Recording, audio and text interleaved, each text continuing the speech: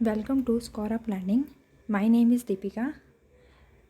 इसमें हम करेंगे कैपिटल स्ट्रक्चर की theory, net operating income and traditional approach. Previous videos में हमने किया था what is capital structure, what is optimum capital structure and theory is income approach, net income approach. अब हम कवर करेंगे net income approach and traditional approach. Basically what is net operating income approach. Net operating income approach क्या होता है? Net operating income approach का जो concept है वो हमें दिया था डुरांड ने। ये थ्योरी क्या ऑपोजिट है नेट इनकम अप्रोच की। नेट इनकम अप्रोच क्या कहती है, जो हमने प्रीवियस वीडियो में की थी, नेट इनकम अप्रोच कहती है कि हमें डेब्ट और इक्विटी का यूज़ करते हैं कैपिटल स्ट्रक्चर के अंदर, लेकिन जैसे जैसे हम डेब्ट का यूज़ करेंगे, जितना हम डेब्ट का यूज़ करेंगे हमारी कॉस्ट ऑफ कैपिटल कम रहेगी, वैल्यू ऑफ द फर्म बढ़ जाएगी। और जितना हम डेब्ट का कम यूज़ करेंगे और इक्विटी का ज़्यादा यूज़ करते हैं, जिससे हमारी कॉस्ट ऑफ कैपिटल क्या बढ़ जाती है और वैल्यू ऑफ द फर्म कम हो जाती है।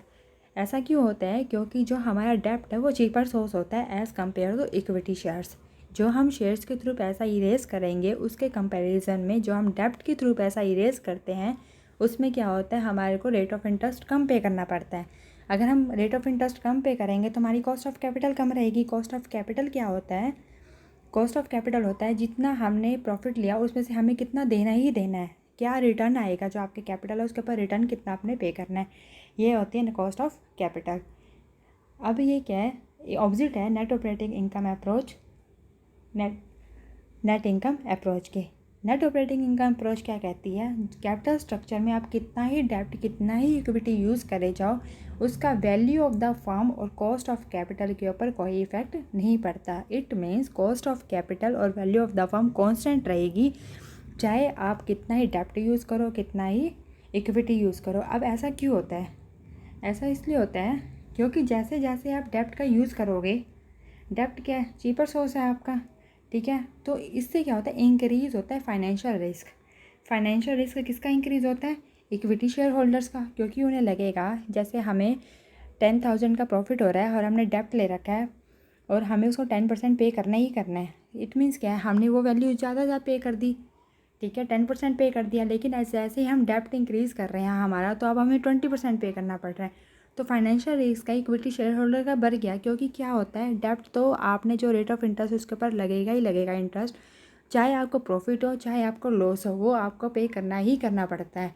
तो इक्विटी शेयर होल्डर्स को ऐसा लगता है कि जितना प्रॉफिट आया वो तो सारा आप इंटरेस्ट में ही पे कर रहे हो, तो उनके पास जो डिविडेंड है वो कम मिलेगा उनको, तो इस वजह से उनका फाइनेंशियल रिस्क जो बढ़ जाता है।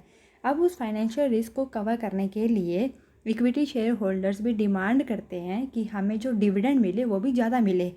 तो जितना हमने पैसा बचाया था यूज़ करके डेब्ट का, वो सारा जो है किस में कंपनसेट हो जाता है? इक्विटी शेयर होल्डर्स को डिविडेंड पे करने में। इस तरह डेब्ट क्या होता है? कंपनसेट किया जाता है कॉस्ट ऑफ इक्विटी के साथ। यही रीज़न होता है कि कॉस्ट ऑफ कैपिटल क्या है? रिमेन्स कांस्टेंट रहती है। कॉस्ट ऑफ कैपिटल के ऊपर कोई इफेक्ट नहीं पड़ता, जितना आप लीवरेज बढ़ाए जाओ, जितना आप इक्विटी शेयर्स बढ़ाए जाओ। लीवरेज क्या होता है? लीवरेज होता है ज़्यादा से ज़्यादा डेब्ट का यूज़ करना। फाइन। अब ये क्या है? इसमें वैल्यू ऑफ द फर्म कैसे कैलकुलेट करते हैं? वैल्यू ऑफ द फर्म होती है EBIT, मतलब earning before interest tax, divide करेंगे total value of cost of capital से, ठीक है। KO क्या है? Cost of capital. और टोटल वैल्यू ऑफ इक्विटी कैसे निकालेंगे आप? E कैसे निकालते हो? V माइनस D, मतलब जितनी वैल्यू आएगी आपकी फर्म की उसमें से अगर डेब्ट को माइनस कर दोगे हमारे पास इक्विटी की वैल्यू ही रह जाएगी। ओके, हम इसे एक एग्जांपल के थ्रू समझते हैं। एक कंपनी है, उसकी नेट ऑपरेटिंग इनकम है 80,000 रुपीज़, उसने डेप्ट ले रखे हैं 4 लाख के 10% रेट ऑफ इंटरेस्ट के साथ, और वैल्यू ओवरऑल कैपिटलाइजेशन रेट है 12.5%, ठीक है। कैलकुलेट करना है value of the firm and cost of equity, मतलब कॉस्ट ऑफ इक्विटी क्या है ये हमने कैलकुलेट करनी है। Net operating income, cost of equity का मतलब कि आपने जो इक्विटीज़ ली है मार्केट से रेज करी है वो कितनी कॉस्ट पे करी है, ठीक है। नेट ऑपरेटिंग इनकम कितनी है? 80,000। ओवरऑल कैपिटलाइजेशन रेट कितना चल रहा है हमारा? 12.5%। तो वैल्यू ऑफ द फर्म क्या आ जाएगी? यही ओवरऑल कैपिटलाइजेशन रेट से इसको डिवाइड कर दो तो टोटल वैल्यू कितनी है फर्म की? 6,40,000। 80,000 को डिवाइड किया 12.5 मल्टीप्लाई 100 तो आएगी वैल्यू हमारी 6,40,000। अब इसमें से डेप्ट कितने हैं हमारे पास 4 लाख के, टोटल वैल्यू फॉर्म की कितनी है 6,40,000, जिसमें से 4 लाख के डेप्ट है, तो इक्विटी कितने की बची, अगर 640 में से माइनस कर दो 4 लाख के आ गया 2,40,000 की। इसका मतलब क्या है, टोटल जो क्या वैल्यू फॉर्म की वो 6,40,000 है, जिसमें से 4 लाख डेप्ट और 2,40,000 क्या हमारी इक्विटी है। टोटल कैपिटलाइजेशन रेट कैसे कैलकुलेट करेंगे, EBIT माइनस इंटरेस्ट डिवाइड कर दो V माइनस D। EBIT कितना हमारा 80,000, इंटरेस्ट कितना आया 40,000। इंटरेस्ट क्या होता है, जो हमने डिबेंचर लिए हैं उसके बदले जो आप इंटरेस्ट पे करोगे, 4 लाख का 40,000 निकाल दो, सॉरी 4 लाख का 10% निकाल दो तो क्या आएगा 40,000। ठीक है, ये हमारा इंटरेस्ट हो गया। और वैल्यू V माइनस डी क्या है हमारी इक्विटी, वैल्यू ऑफ इक्विटी कितनी है 2,40,000। तो टोटल कैपिटलाइजेशन रेट कितना आ गया 16.67%। इसका मतलब क्या है, जो आपने इक्विटी ली है मार्केट से वो कितने पे ली है हमारी 16.67% के ऊपर। ओके, ये आगे हमारे टोटल कैपिटलाइजेशन रेट। अब ओवरऑल कॉस्ट ऑफ कैपिटल कैसे निकालेंगे, ये इसका फॉर्मूला है KI मतलब इंटरेस्ट, D मतलब डेप्ट divide by value of the firm plus KE cost of equity, ये E मतलब जो आपने इक्विटी टोटल ली है, total equity divide by value of the firm. अगर इस फॉर्मूले में लेंगे तो हमारी total overall cost of capital आएगी 12.5%। ओके, अब इसको क्या करते हैं हम कह रहे हैं जैसे ही हम डेप्ट को बढ़ाएंगे या इक्विटी को बढ़ाएंगे हमारा वैल्यू ऑफ द फर्म के ऊपर कोई इफेक्ट नहीं पड़ेगा। तो हमने क्या किया, डेप्ट को इंक्रीज़ कर दिया। कितना इंक्रीज़ कर दिया 2 लाख से 6 लाख। ओके, तो equity is reduced by the same amount, equity तो रिड्यूस हो जाएगी उसके लिए। अब क्या किया, सेम लिया, टोटल कैपिटलाइजेशन रेट 80,000 है, ओवरऑल कैपिटलाइजेशन रेट 12.5% है, total value of the firm कितनी आ गई 6,40,000। अब हमारे पास डेप्ट कितने हैं 6 लाख के। ठीक है, इक्विटी हमारी 40,000। ऐसे हमने निकाल दिया total capitalisation rate and overall cost of capital. Net income approach में हमने क्या कहा था, जैसे ही हम डेप्ट को इंक्रीज़ करेंगे हमारी overall cost of capital decrease हो जाएगी। लेकिन नेट ऑपरेटिंग इनकम ये प्रूव कर रही है, जैसे ही हमने डेप्ट को इंक्रीज़ किया 2 लाख से 6,000 हमने डेप्ट कर लिया, लेकिन हमारी जो ओवरऑल कॉस्ट ऑफ कैपिटल क्या है सेम आई है, और वैल्यू ऑफ द फर्म क्या आया हमारा सेम आया है। ठीक है, overall cost of capital value of the firm same रहते हैं। आप कितना ही डेप्ट यूज़ करो कितना ही इक्विटी यूज़ करो, क्योंकि जैसे आपने डेप्ट को इंक्रीज़ किया, ठीक है, डेप्ट को इंक्रीज़ किया हमारी इक्विटी कम होगी। लास्ट एग्जांपल में क्या था कि जैसे ही हमारे पास डेप्ट थे 4 लाख के, हमारे पास इक्विटी आ गई थी 2,40,000। ठीक है,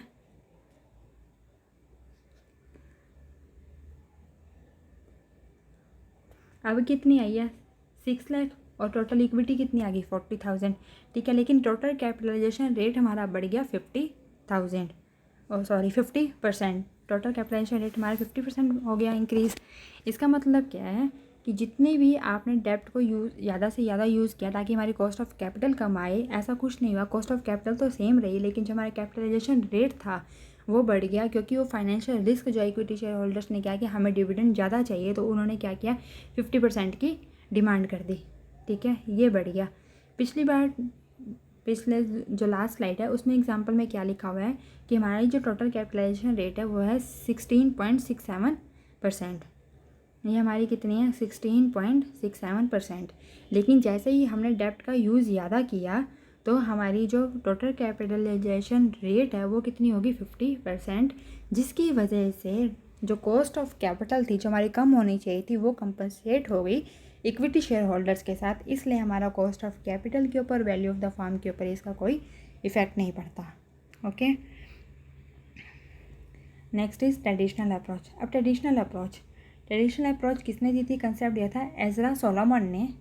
ट्रेडिशनल अप्रोच क्या कहती है, ये कम्बिनेशन होती है नेट इनकम अप्रोच का plus net operating income approach का, दोनों का कम्बिनेशन है। ये कम्बिनेशन लेकर चलता है। ये कहता है नेट ऑपरेटिंग इनकम अप्रोच की तरह ट्रेडिशनल अप्रोच भी यही कहती है, जैसे ही आप डेप्ट का ज़्यादा यूज़ करोगे ओवरऑल कॉस्ट ऑफ कैपिटल कम हो जाएगी, वैल्यू ऑफ द फर्म बढ़ जाएगी। ठीक है, लेकिन ये कहता है एट आ सर्टेन पॉइंट पर आकर जितना आप डेप्ट का यूज़ ज़्यादा करते जाओगे आपकी कॉस्ट ऑफ कैपिटल भी बढ़ जाएगी। ठीक है, देखो, traditional approach is similar to the net income approach to the extend that leverage affects the overall cost of capital and total value of the firm. Leverage effect करता है आपकी cost of capital को, total value of the firm को। What is leverage? Leverage का मतलब होता है आपने कितना डेप्ट यूज़ किया है फर्म को फंड्स को रेज करने में। जैसे ही लीवरेज जो है बढ़ाया आपने या कम किया, उसका इफेक्ट पड़ेगा ओवरऑल कॉस्ट ऑफ कैपिटल के ऊपर, total value of the firm के ऊपर। But it doesn't accept the viewpoint net income proves that value of the firm increases for all degrees of financial leverage। ये accept नहीं करता कि जितना भी आप डेप्ट का यूज़ करते जाओ आपकी वैल्यू ऑफ द फर्म बढ़ती जाएगी और कॉस्ट ऑफ कैपिटल कम होती जाएगी। ये इसका नहीं मानता। इस बेस पर वो किसकी तरह चलता है? नेट ऑपरेटिंग इनकम अप्रोच की तरह चलता है। इसमें कहता है beyond a certain degree of leverage, एक टाइम पीरियड के बाद ओवरऑल कॉस्ट ऑफ कैपिटल है वो इंक्रीज़ होने लग जाती है और total of the total value है जो फर्म की वो डिक्रीज़ हो जाती है। अब हम इसको एक इस डायग्राम के थ्रू समझते हैं। इसमें क्या है? ये है डेप्ट आपका, के ई क्या इक्विटी और के डब्ल्यू क्या कॉस्ट ऑफ कैपिटल। इसमें क्या है? डेप्ट का आपने इतना यूज़ किया 10, तुम्हारी जो कॉस्ट ऑफ कैपिटल है वो कितनी है? 15। जैसे जैसे आप डेप्ट का ज़्यादा यूज़ कर रहे हो, ये देख रहे हैं आप कॉस्ट ऑफ कैपिटल क्या कम हो रही है। लेकिन इस पॉइंट पर आकर क्या होता है? ये इस पॉइंट के बाद जैसे ही आप डेप्ट का ज़्यादा यूज़ किया, कॉस्ट ऑफ कैपिटल क्या बढ़नी शुरू हो जाती है। ठीक है, इसका मतलब क्या? ये ऑप्टिमम पॉइंट है एक फर्म का। एक फर्म को इस पॉइंट तक ही डेप्ट का यूज़ करना चाहिए, उसके बाद डेप्ट का यूज़ नहीं करना है। क्योंकि जैसे ही आप डेप्ट का यूज़ करोगे तो आपकी जो कॉस्ट ऑफ कैपिटल है वो भी बढ़ेगी। क्योंकि एक सर्टेन टाइम पीरियड के बाद जो डेप्ट होल्डर्स होते हैं, डिबेंचर होल्डर्स होते हैं, वो भी अपना रेट ऑफ इंटरेस्ट इंक्रीज़ कर देते हैं। इसी रीज़न से जैसे ही आप डेप्ट का ज़्यादा यूज़ करने लगोगे आपकी कॉस्ट ऑफ कैपिटल जो है वो इंक्रीज़ हो जाएगी और total value of the firm क्या है? डिक्रीज़ हो जाती है। तो एक है इसमें ऑप्टिमम कैपिटल स्ट्रक्चर है, डेप्ट और इक्विटी का मिक्स है। इस पॉइंट तक ही हमने डेप्ट का यूज़ करना है, उसके बाद आप यूज़ करोगे तो आपकी कॉस्ट ऑफ कैपिटल जो है वो बढ़ेगी ही बढ़ेगी। ये कहती है ट्रेडिशनल अप्रोच। ये क्या है? कॉम्बिनेशन है नेट इनकम अप्रोच का and net operating income approach का। अब हम इसमें एक एग्जांपल देखते हैं कि किस तरह से जैसे ही हम डेप्ट को ज़्यादा यूज़ कर रहे हैं तो हमारी कॉस्ट ऑफ कैपिटल जो है वो इंक्रीज़ होनी शुरू हो गई है। इसमें एग्जांपल लिया है, नेट ऑपरेटिंग इनकम ली हमने 2 लाख। ठीक है, नेट ऑपरेटिंग इनकम हमने ली 2 लाख। टोटल इन्वेस्टमेंट कितनी है हमारी? 10 लाख की। ओके, 3 कंडीशंस लिया है। If the firm uses no dept, if the firm uses dept of 4 lakh. ठीक है, और डिबेंचर और रेट ऑफ इंटरेस्ट कितना? 5%। लेकिन उसका इक्विटी कैपिटलाइजेशन रेट कितना है? 11%। मतलब इक्विटी 11% पर है और फर्म यूजेस कर रही है 6 लाख के डिबेंचर, उसमें इक्विटी कैपिटलाइजेशन रेट कितना हमारा? 13%। तो सोल्यूशन देखो, EBIT क्या? 2 लाख। हमने फर्स्ट कंडीशन देखी है पहले, जब एक फर्म डेप्ट का कोई यूज़ नहीं करती। डेप्ट का यूज़ नहीं किया तो इंटरेस्ट भी पे नहीं करना पड़ेगा। अर्निंग अवेलेबल कितनी है इक्विटी शेयर होल्डर्स के पास? 2 लाख की 2 लाख है। 2 लाख का उसे प्रॉफिट हुआ तो इक्विटी शेयर होल्डर्स के पास 2 लाख के 2 लाख रुपीज़ आ गए। अब इक्विटी कैपिटलाइजेशन रेट कितना चल रहा था हमारा? 10%। ठीक है, तो टोटल मार्केट वैल्यू कितनी आ गई अब शेयर्स की मार्केट वैल्यू कितनी बढ़ गई? 20 लाख। डेप्ट का हमने यूज़ नहीं किया, हमारी जितनी मार्केट वैल्यू है शेयर्स की उतनी हमारी कितनी होगी? वैल्यू ऑफ द फर्म कितनी होगी? 20 लाख। कॉस्ट ऑफ कैपिटल क्या आएगा? EBIT को आप अगर हम डिवाइड कर दो ओवरऑल मार्केट वैल्यू से तो कॉस्ट ऑफ कैपिटल कितनी आ गई? 10%। ओके, अब सेकेंड कंडीशन क्या है? इफ़ द फर्म यूजेस डेप्ट का यूज़ कर रही है 4 लाख के, वो भी 5% पर। EBIT कितना हमारा? 2 लाख। इंटरेस्ट कितना आप किया? 4 लाख का 5% कितना हो गया? 20,000 आपने आप इंटरेस्ट पे कर दिया। तो हमारा अर्निंग अवेलेबल कितने इक्विटी शेयर होल्डर्स के पास? 2 लाख में से 20,000 माइनस कर दो, 1,80,000। उनका कैपिटलाइजेशन रेट क्या इक्विटी का? 11%। तो मार्केट वैल्यू ऑफ शेयर्स की कितनी आ गई? 1,80,000 डिवाइड करो 11% से तो मार्केट वैल्यू आ गई 16,36,363। वैल्यू ऑफ डेप्ट कितनी है हमारी? 4 लाख। ठीक है, ये मार्केट वैल्यू ऑफ शेयर्स की है, ये मार्केट वैल्यू कितनी है? डेप्ट की। तो टोटल कितना होता है? टोटल मार्केट वैल्यू क्या आएगी फर्म की? डेप्ट प्लस शेयर्स प्लस कर दिया 23,636,3। कॉस्ट ऑफ कैपिटल कैसे निकालते हैं? EBIT को डिवाइड कर दो total value of the firm multiply कर दो 9.100 से तो वैल्यू आ गई 9.8%। जैसे ही आपने डेप्ट का यूज़ किया एवरेज कॉस्ट ऑफ कैपिटल क्या है? कम होगी, पहले कितनी थी 10%, अब कितनी होगी, अब कितनी होगी 9.8%। ठीक है, फर्स्ट कंडीशन क्लियर कि नेट ऑपरेटिंग इनकम अप्रोच का कम्बिनेशन है ना, तो फर्स्ट कंडीशन अब क्लियर होगी। जैसे ही आपने डेप्ट का यूज़ किया कॉस्ट ऑफ कैपिटल जो है वो डिक्रीज़ होगी। लेकिन एक सर्टेन टाइम पीरियड के बाद जब आप डेप्ट का यूज़ ज़्यादा करोगे तो हमारी कॉस्ट ऑफ कैपिटल जो है वो बढ़ने लग जाएगी।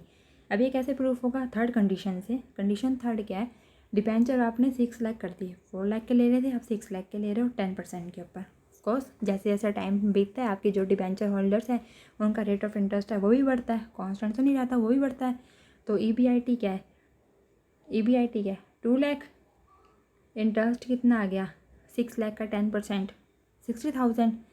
इक्विटी शेयर होल्डर्स के पास कितना पैसा बचा 1,40,000। कैपिटलाइजेशन रेट कितना उनका 13%। तो total market value of the shares की कितने आ गए 10,76,923। डेप्ट था 6 lakh, total market value of firm की कितनी आई, प्लस कर दो शेयर प्लस डिबेंचर्स को 16,76,923।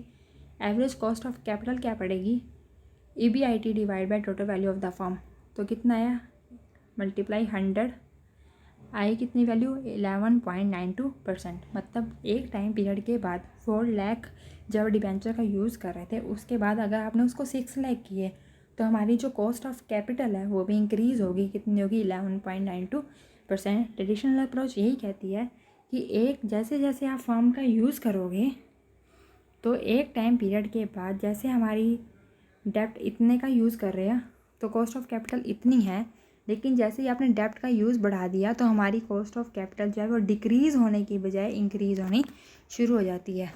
ठीक है, okay.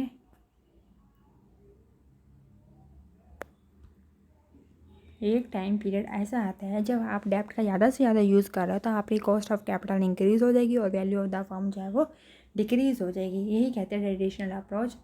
Okay, okay guys, thank you.